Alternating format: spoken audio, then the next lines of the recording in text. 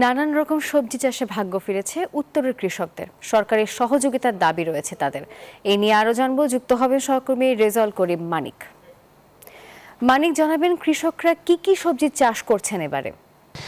নাফিসা, আপনি জানেন যে রংপুর অঞ্চলের অনেক জমি কিন্তু একসময় পতিত থাকতো। এইসব জমিতে কিন্তু আসলে চাষাবাদ সেটি কিন্তু তেমন হতো না, কিন্তু এখন নানা রকম সবজি চাষ করে উত্তরের কৃষকরা, বিশেষ করে উত্তরের 16টি জেলার যে কৃষকরা রয়েছে, এই কৃষকরা কিন্তু আমি যেখানে রয়েছি আপনি দেখতে পাচ্ছেন যে এটি পানি কুমড়া চাষ করেছেন, পাশাপাশি সেখানে শশা চাষ করেছেন, পিছনে কিন্তু রয়েছে অন্য কোনো সবজি চাষ করেছেন। অর্থাৎ একই জমিতে কয়েক রকম সবজি চাষ করে তারা কিন্তু ঘুরে দাঁড়িয়েছেন।